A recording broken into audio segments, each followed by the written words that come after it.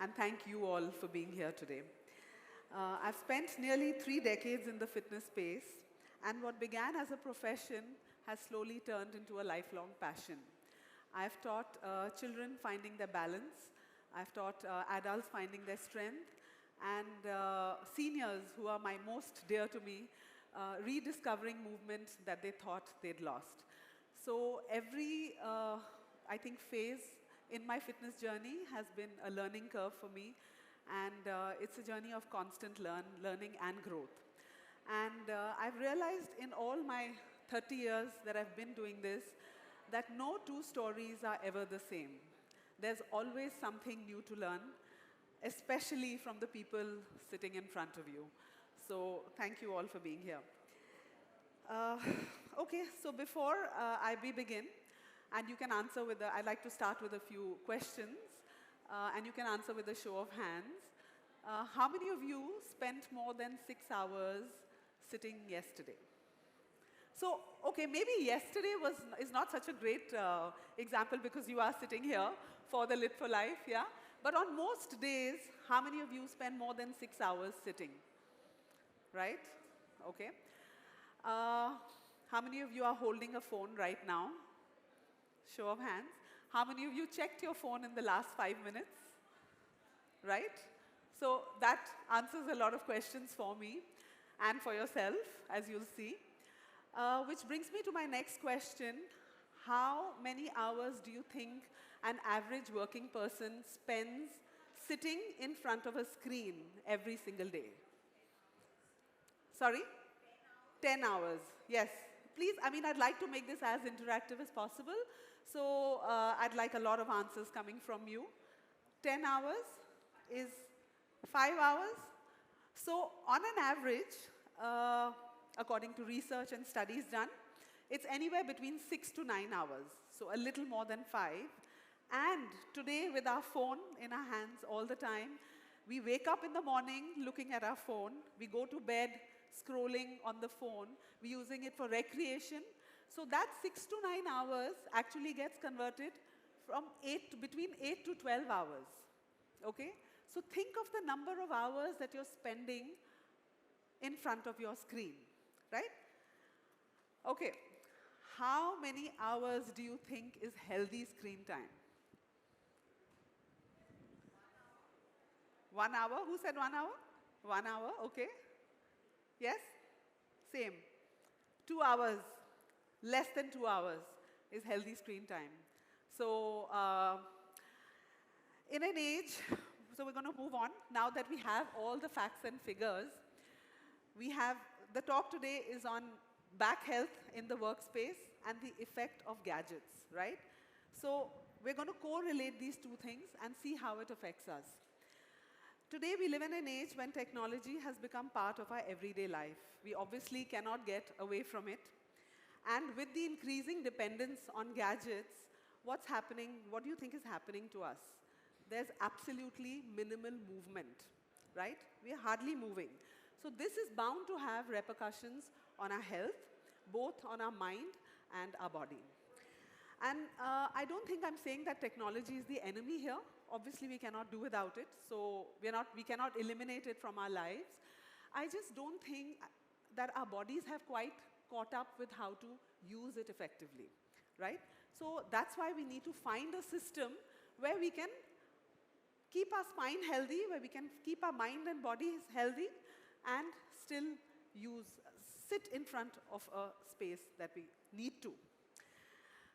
So if you think about movement, okay, we as human beings were meant to move. Movement is the most basic expression of life.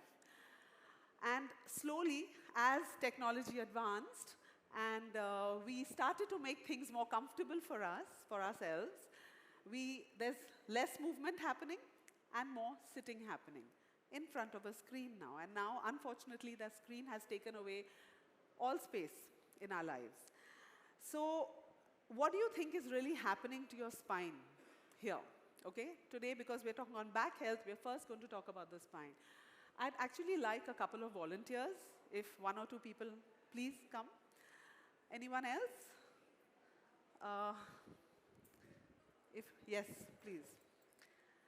So if you're sitting here, and if you have your phone with you, that's a good thing. Or you can pretend this is a phone.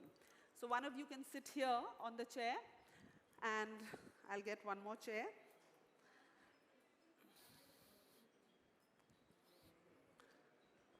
Okay?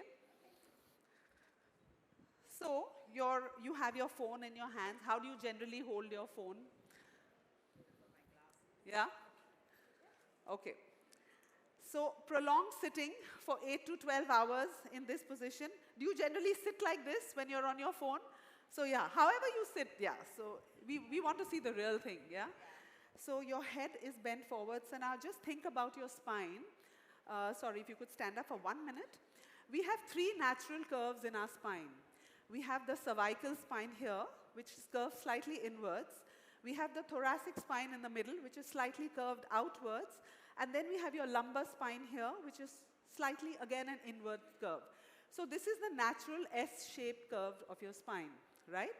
So what you want to do is that now when we're going to sit down, and now on the screen, even if you're on a laptop, the laptop is generally kept here, right? Or if your phone, it's again, you're looking down.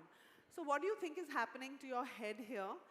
It's looking, you're going here, right? So your cervical spine, you hardly ever look up. This is hardly ever moved. You're on your phone. Yeah?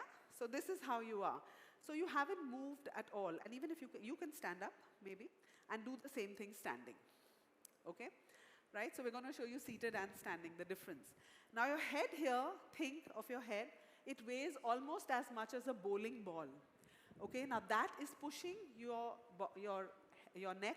It's kind of straining all the muscles around your neck, and you have pain in the neck. You have headaches here because your nerves are affected, right?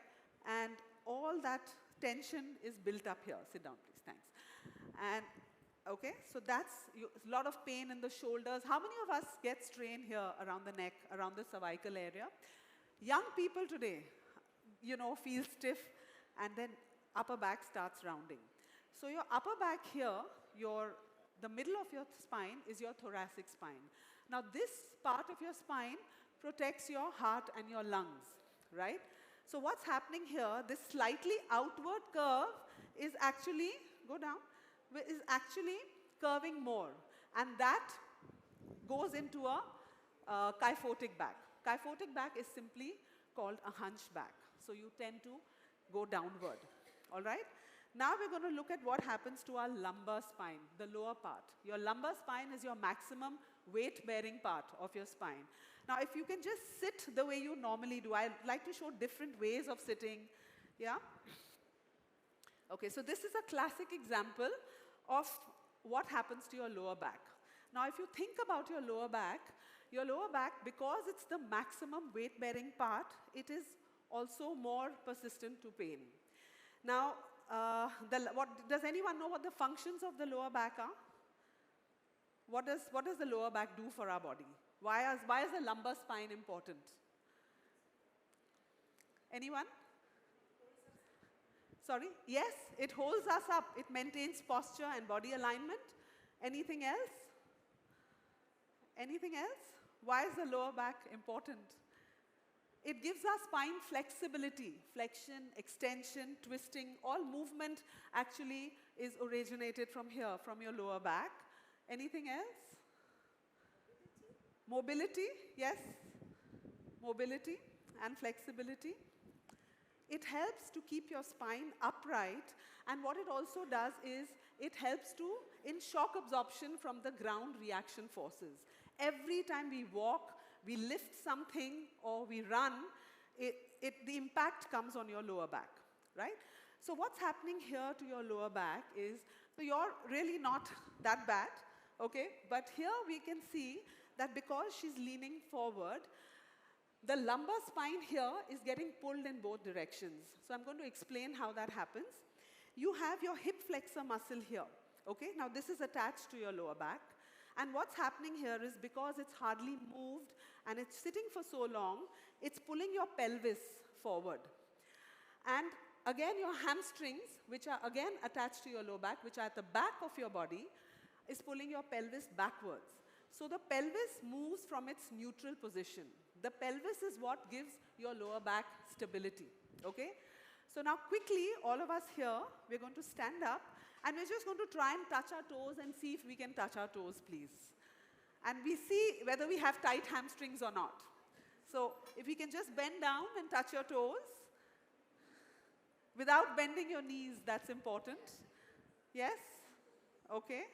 Slowly come down, touch your toes without bending the knees. Try and keep the knees straight. Well done. Okay. How many of us are able to do it well? Excellent. Do we all do yoga here? Thank you. You're good. Yeah? So you can't. Very good. Okay. Thank you very much. Thanks. Yeah. So, yeah. So you can go back to your places. Thank you. So, so what happens to the lower back here? Like I said, your hip flexor is pulling your pelvis forward. Your hamstring is pulling your pelvis backward, right? So your pelvis moves from its neutral position. Now, when the pelvis moves from its neutral position, we get lower back pain because the muscle, it imbalances all the muscles around the hip and we get pain in the lower back. A lot of times when my students come to me or if anyone is starting on an exercise program, my first question to them is like, is there anything I need to know in terms of pain or in terms of discomfort? So they say, Preeti, we have a lower back issue. I've got my MRI done. I've got all my tests done. It's all fine. But my back hurts. So sometimes it's just posture related. I put them on a stretch program and that's good enough. So I'm going to show you a couple of stretches that you can do to release your lower back, especially if you're sitting for long periods of time here. So because this muscle here is shortened, all you need to do is just stand up, take that leg behind, come down and push this hip forward.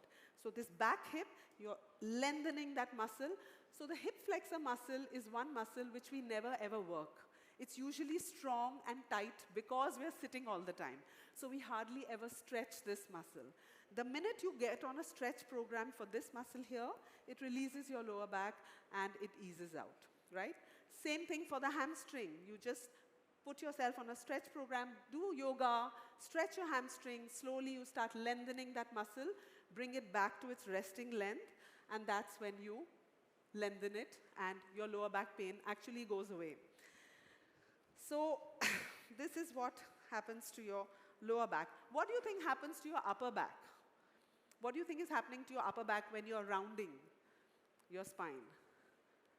I said it protects your heart and your lungs. So do you think anything is happening to your breathing there? It gets constricted. It feels your chest muscles feel tighter. Your breathing is constricted there. We can blame it on the pollution in Delhi and on the pollution all over the country, which is also true. But yes, your posture also does make your breathing a little more shallow and constricted, right? So that is one thing we do need to keep in mind. Moving on. So this is what happens to your spine. Let's talk about, briefly, talk about what the other side effects are of sitting for long periods in front of a screen. What do you think is happening to our muscles? All the surrounding muscles. We're a small group here, so we can answer. Sorry? Yes, they become loose, they become inflexible. Sorry? You lose tone. So do you know that we lose muscle activation by almost 90% by sitting alone as compared to standing or walking? So just, why do you think we have standing workstations now? You know, we have standing desks. We have people who actually have treadmills in their workspace. So in between in their free time, or they get up every few minutes, because people are becoming more aware of it. But of course, we need a lot more than what there already is, right? So that's what's happening to our muscles. What about our joints? Our joints are becoming stiffer because there's less lack of lubrication, because we're not using it enough. So you don't use it, you lose it, right? So that's a common thing we hear, and it's actually very true. So muscles and joints, so we need to kind of keep using it, keep activating your muscles. What about circulation, your blood circulation? So I'm just trying to make you aware of all the other repercussions of sitting for prolonged periods. What about your blood circulation? Yes, you feel sluggish. It gets constricted. Of course, it slows the blood flow in our body. As a result of which we get swelling in the legs and ankles. I find a lot of my senior clients who come to me and they say, you know, our ankles are swollen, our varicose veins are getting more constricted, and you know, it becomes a bigger problem. Higher risk of blood clots with sitting for very long. Metabolism. What's happening to your metabolic rate? It slows down, right? You're burning less calories. You have a higher risk of diabetes, obesity, and heart disease. So yes, a lot of side effects there. What about your brain? What do you think it's doing to your brain? It's shutting down. Yeah? What else? What else? You have, again, reduced oxygen. You have reduced blood flow to the brain as well. So you have low alertness, low concentration, you feel sluggish. In fact, I think look at what it's doing to our kids today. I work with a lot of children. I work with kids in schools, teenagers, and I think, you know, the time spent on screen is actually one of the most debilitating factors that has contributed to their, you know, the way the entire personality is shaping up, right? They have more headaches, they have more trouble sleeping, low span of attention. Look at their social skills today, okay? So even socially, they can interact with the screen, but they find it hard to interact with people outside. And sadly, COVID contributed a lot to that as well. So, couple of more things. Vision problems, right? Too much screen, you have issues with your vision. What about digestive and gut issues? Again, lack of movement, sitting. So I'm not trying to scare you here, but really it affects every system in our body, okay? So in a nutshell, if we look at it, the long-term risks are you have chronic pain, you have risk of cardiovascular disease, poor posture becoming permanent, and shortened lifespan. Now this is true even for people who do exercise regularly. You might think that 45 minutes or 1 hour a day is enough, but really it's not. Like I said earlier, we as human beings were meant to move all the time. And because we are sitting for so long, we want to now find ways in which we can actually add movement in our lives, right? Are we doing okay? I'm just thinking, I think I can almost hear some of you saying like, is there a good side or is there a good part to this talk? Yes, there is, okay? So the truth is that sitting is not so much the problem, lack of movement is. So what we're going to do is, we are going to move today and we're going to maybe get up from our chairs, we're going to learn what good posture is about. And you don't need to quit your job, you don't need to quit your desk, you don't need to quit sitting or your screen, but we're going to find out how we can add movement into our daily routine, right? Okay. Sorry, I'm just going to have a sip of water.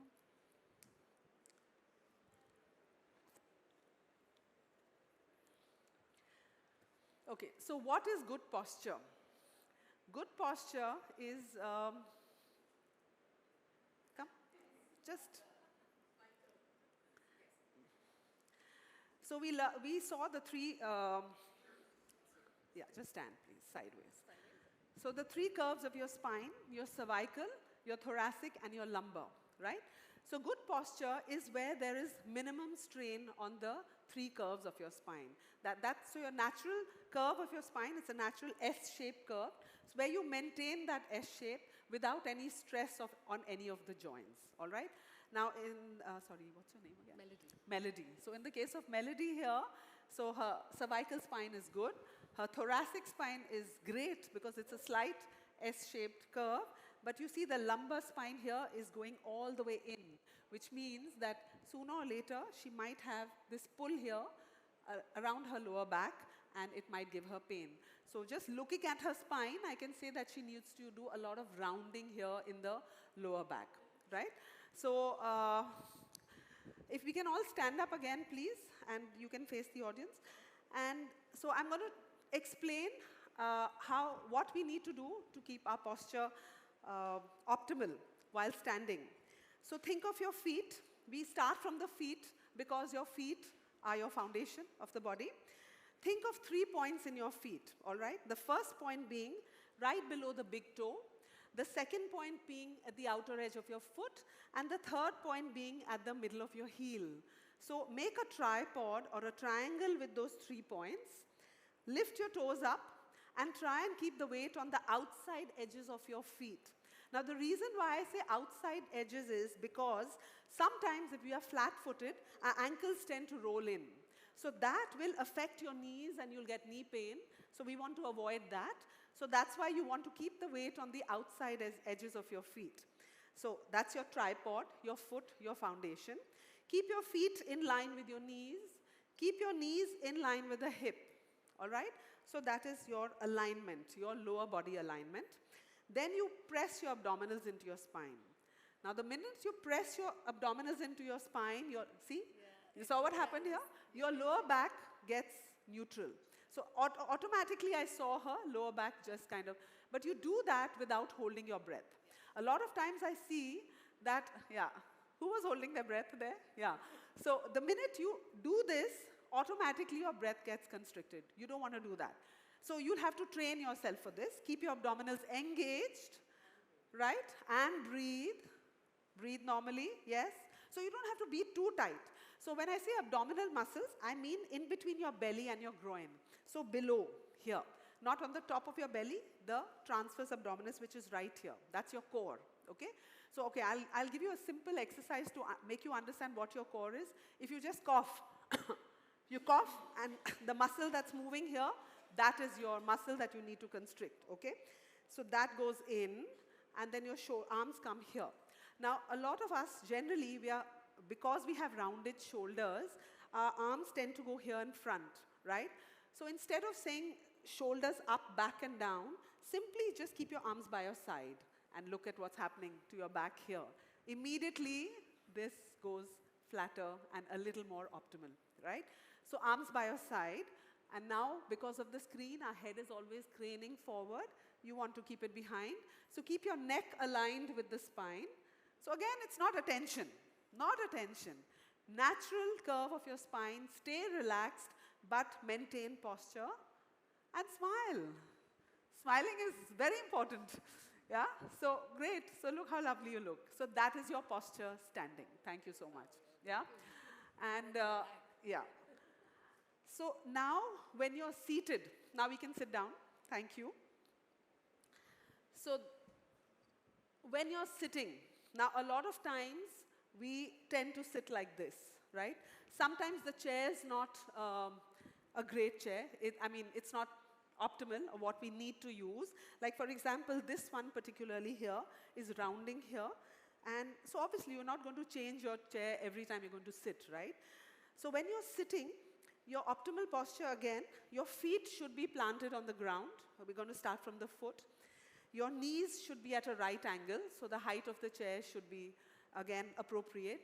If it's not, what you can do is place a stool under your feet, okay? And most of the time we sit like this. So there's a big gap here in between your lower back and the end of the chair. So what you want to do is you can take a cushion and place it at the back, and then make sure that your lower back is touching the end of the chair. That will kind of support your lumbar spine. We spoke about the lumbar spine earlier, how it's the maximum weight bearing. So you want to make sure that it has maximum support here. Again, it's not a very tight or a very big cushion that you need to keep your spine straight. No, you want to keep it relaxed, but you want to keep it supported. That's important, right? And of course, your arms around your side. Now, when you're sitting on your screen, generally our table is always much lower and we tend to do this. And you know what happens is, I've seen that with a lot of my kids also, when they're engaging in, my own son, when he's engaging in conversation online, they tend to get very excited, as a result of which they crane their head further forward. So you want to make sure that the neck is aligned with the spine, so you keep it here.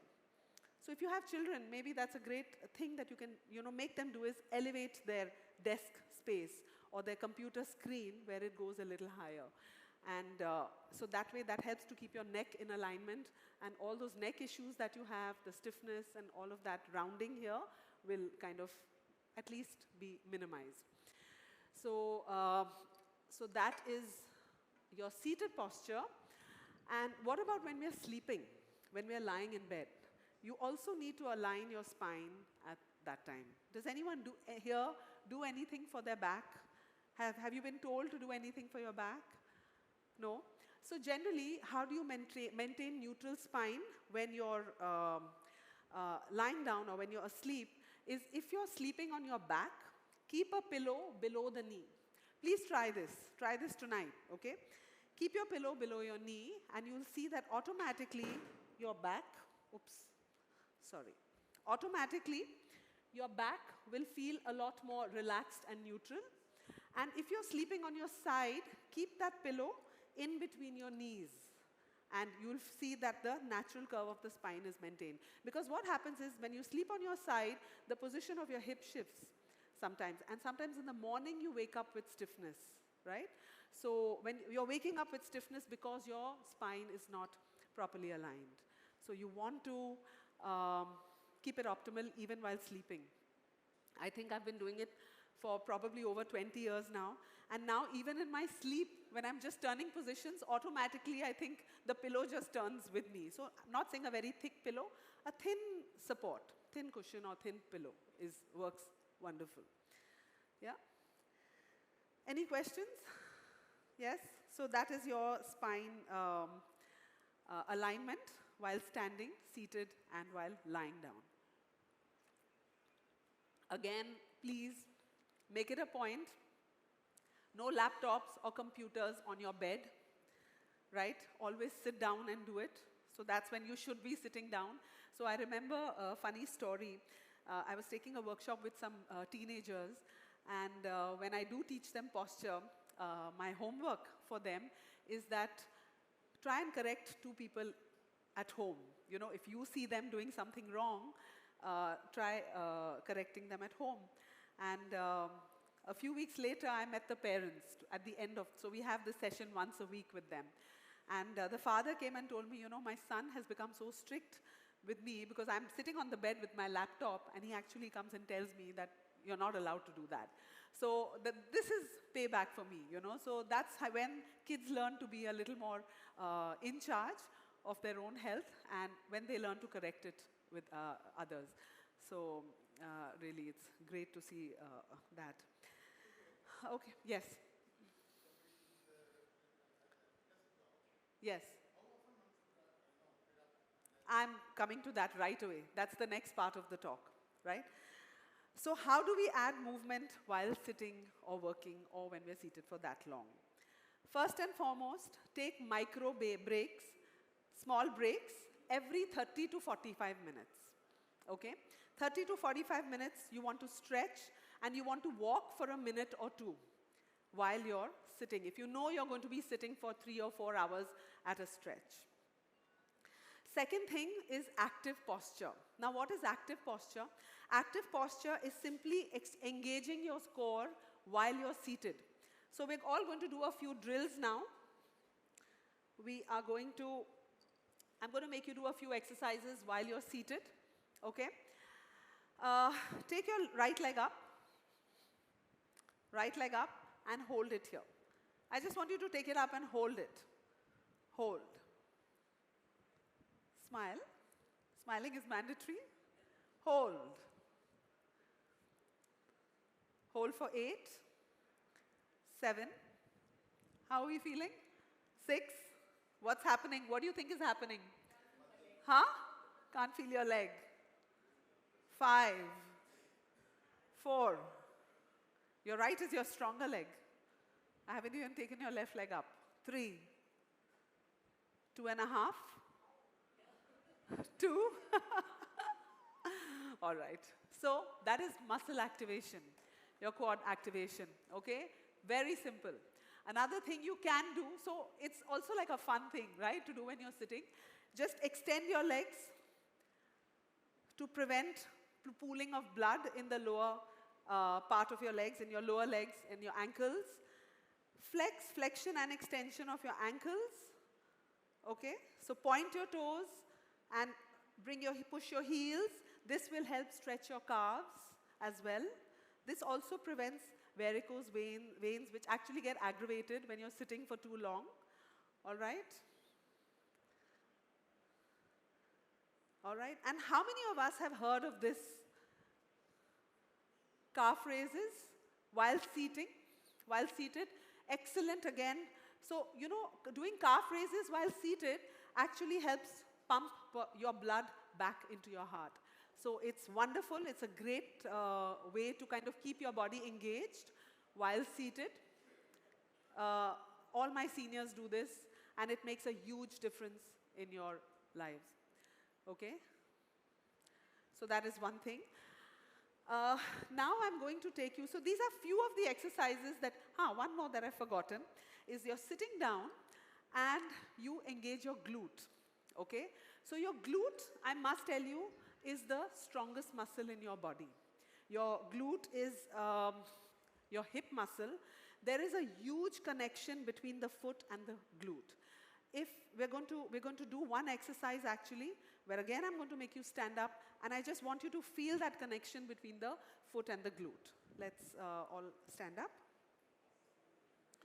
Okay, you're here. Keep your feet, heels together and toes out. All right, keep the weight on the tripod of your feet. You already know that. From here, you're just going to come up and down, up and down. Try and keep your heels together while going up and down. Okay? Just keep going up and down until I ask you to stop. Try not to touch your heels down to the floor as you come down. Keep your abdominals engaged. Maintain good posture. Keep it going and smile. Keep it going. Keep it going. Up and down. Now, try and press your inner thighs together. Are you feeling it in the calves? Yes? Tell me when you start feeling it in the hamstring. Feeling it in the hamstring? Tell me when you start feeling it in the glute. Yes? So slowly you will feel that effect of this exercise on the glute. Now this engages your glute muscles. So now, thank you. So your glute is the strongest muscle in the body, all right? A lot of times we have knee pain, we have back pain, because we forget to learn to make this connect between the foot and the glute, right? So, like I spoke earlier about the pelvis shifting from its neutral position, what happens is, because the hip flexors are pulling it forward, hamstrings are tight, your quads take over while walking, or your hamstrings get so tight and your glutes become completely inactive. They shut down, which is why sometimes you get knee pain, because the hamstrings and the quads are both attached. They cross the knee joint, right? So a lot of times you have knee pain, back pain, also because your glutes are inactive. They forget to fire. So you need to learn to fire from the glute. That's really important, right? So that was one thing. Now, I'm going to go through a whole series of seated stretches that we are going to do in just about 5-10 minutes. But I'd like to show you two more exercises. We spoke about the rounding of the upper back, and we spoke about the tightness in the lower back, the lordotic back. So how we can simply, one or two simple exercises where you can release it. Now, anyone can actually come and try this. I'd like 2 or 3 people to come and try this exercise. Please. Who's coming? Yeah, come. So what you're going to do is, you can do it here, against that wall there, down. Yeah. Is this? Yeah, this is, one of you can probably do it here. So you need a wall for this. So your feet here, around the wall, okay? Your back is pressed on the wall, and you're here. Your elbows are here. So elbows need to touch the wall. This actually works very well for a rounded back. Your head is touching the wall, and you simply go up and you go down, okay? Now the elbows do not leave the wall while going up and down. Your back is pressed, upper back, and head is pressed. Come, try it. So, if we look here, so this is showing your, so she has good flexibility, right? Her elbows are going all the way up here, and her back is great. So, but you need to press your belly in, yeah? So engage your abdominal muscles. Let's see here, going up. So these guys are all really doing well. I was hoping to show you someone who's maybe not, okay, that's pretty good movement. You're good, yes. Okay, so you see he's a little tight here because this elbow is going in front. It's not really touching.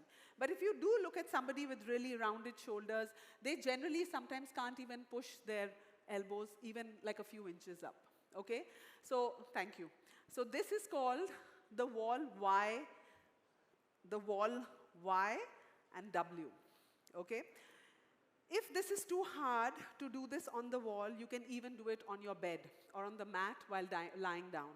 It's excellent to release all the muscles here around your neck, your trapezius, and also for a hunchback. So it's excellent for posture, your upper back. Now for your lower back. How many of us do the cat and camel? Yes, do you have a question? Yeah. Yes, I'm coming to that. So we can do it for about 8 to 12 reps. That I'm going to anyway also tell you towards the end. 8 to 12 reps, 2 to 3 sets, 2 to 3 times in a day. Yes? And all exercise is always in a slow and controlled manner. For the lower back, we all know the cat and camel. Yes?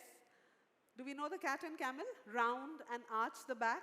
So you can do the cat and the camel while standing. You can do it in the box position. I'm going to show you a simple exercise to release the pelvis, you know, especially when you're seated for so long. We're going to stand up again for this one, please. I'd like everyone to try it. Abdominals engaged. Keep your feet hip distance apart. Weight on the tripod of your feet. Now think you have a clock all around your pelvis, okay? All around your body, a big clock, right? So you have 12 o'clock, you have 3 o'clock, 6 o'clock, and 9 o'clock, right? So place your hands here. Move your pelvis forward to the 12 o'clock position as far as you can. So tuck your pelvis from underneath, push it forward, okay? Then you move it to the side to the 3 o'clock position, slowly to the 6 o'clock, and to the 9 o'clock. So you're rolling the pelvis. You go to 12, you go to 3, you go to 6, you go to 9. Slow and controlled. And as you get comfortable with the movement, you can roll. So yes, this is not a dance step, in case you're thinking it is, but you could make it one. Keep going, roll. So every movement at the end range should be as pronounced as you can make it, okay? So you really push, and then you're going to reverse it. So this is called the pelvic roll. Thank you. So it's wonderful to release your back. I promise you, if you have lower back pain and you're sitting for long periods of time, it goes a long way in releasing your pelvic muscles, right? And brings your pelvis back to neutral. So do it. It's even more effective if I do the same thing in the box position. So in the box position, I'm here, and then I drop it down, I take it to one side, take it back, and on the other side, and then you roll. So you can do it, but even if you do it standing, it's good enough. So pelvic rolls are wonderful for your lower back. Yes, okay. Now we have a series of exercises that I'm going to take you through. Can I have the music, please, on low? Thank you.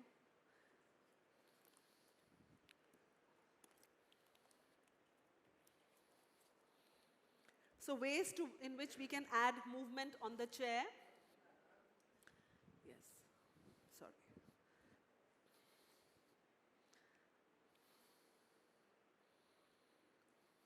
Yeah.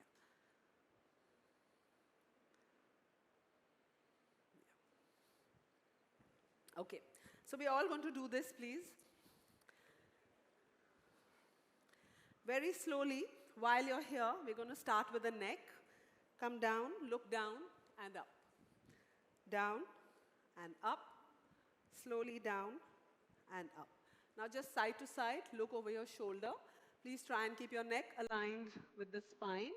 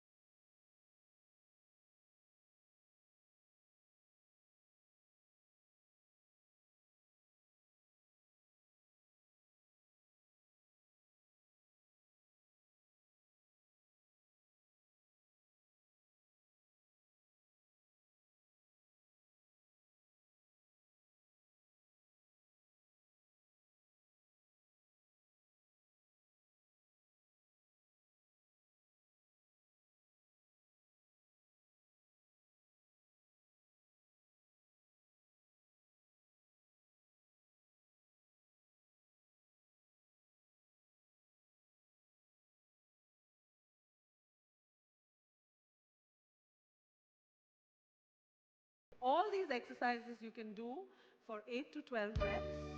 And if you have time, if you want to get up from your chair, you can even do the same things while just holding the chair at the back. I'm just going to demonstrate these. Out and forward. Try and keep your heels on the ground. You can do it going up and down here. You can hold the chair on the side and you can do side bends while standing. So it works differently when you're standing, and if you don't have enough time and you want to be seated on the chair, you can simply do it on the chair. Now we're just going to end with a little bit of breath work, okay? We're going to close our eyes. If you're wearing glasses, you can keep them aside and relax. So as you inhale, you're going to inhale for 4 counts, 3, 2, and you're going to exhale for 5, 4, 3, 2, relax. Inhale for 4, 3, 2, hold your breath for 2 counts. Exhale for 5, 4, 3, 2, relax. You can place your right hand on your belly. Inhale and feel your breath reaching your palm. Exhale, slowly come down. So this is deep abdominal breathing. Inhale. Now when you inhale, ideally your breath should reach your abdominals. It should reach your rib cage. It should reach your lower back. So if your back is pressed to the chair, feel your breath reaching all the way, going all the way down into that spine. Exhale to relax. Close your eyes, inhale, and relax. Inhale, keep your eyes closed. Let your breath be absolutely complete. This is the way you should naturally breathe, as gently as possible. As you inhale, be grateful for all that you have. Gently exhale to completely relax. Inhale. When we bring awareness to how we sit, breathe, and move, we also change how we live and relate to the world. Exhale. Feel your body becoming lighter. Stay with your breath for a few more. Now keeping your eyes closed, bring your palms together, rub them. Take them around your face, your shoulders, your lower back, and your knees, and open your eyes. How are we feeling? Yeah? Feeling lighter, I hope. And so that brings us to the end of our talk today. I'd just like to end by saying that movement is medicine. You don't need medicine. You just need to move. Small changes do matter, and your body will adapt quickly and kindly if you allow it to. Sit, stretch, and smile. Show your spine a little love every day. And please remember, bring the screen up, do not bring your heads down. That's important. Yes, thank you very much. You've been wonderful. And if you have any questions, I'm happy to take them up. I do have a little something for all of you actually. Little reminders that you can, I have these few cards which I usually give out during my workshops. You can just take a few. They serve as gentle reminders for us to move, a little bit on nutrition, a little bit on different components of fitness, mindfulness. So if you like, you can just come and maybe grab a few. Actually, maybe I should leave them outside. Is that better? So people can take them, or you can, yeah, so there are like quite a few. They can just choose what they like. Yeah. I have a tray, so we can. Any questions? Yes, please. You can just pass them around and see. Thank you. Yeah. Yes, please.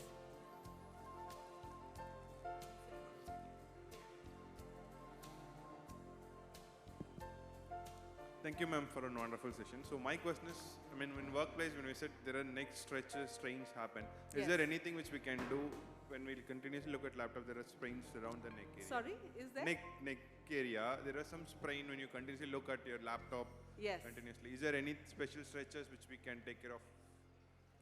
Yes. Yeah, so for your neck primarily, like I showed, you know, the first thing is, okay, maybe just bring your head forward slightly and slowly take it up, okay? So now when you throw your head back, you have to be a little careful because generally you feel a rush of blood. So first, see if you're okay. If you don't have vertigo, you're okay to do that. So slight forward and forward flexion and extension of the neck, side movements, and gently come down, okay? So with gentle pressure down. Now while you take your head down, you can take your opposite hand behind. So what that will do is, it will lengthen your muscle here.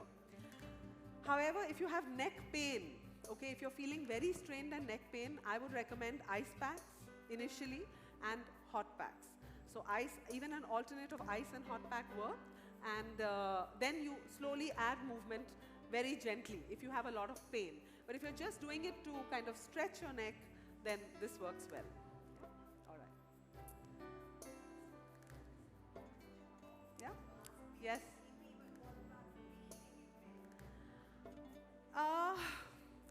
That's actually a good habit. Maybe take it up to, maybe not look down, but yeah, if you want to read a little bit in bed, that should be fine. Eye level. Should be okay. I do that sometimes too, so it's all right. Yeah. Yeah. Better than being on the phone. Yeah? All right. Thank you very much. Have a good day.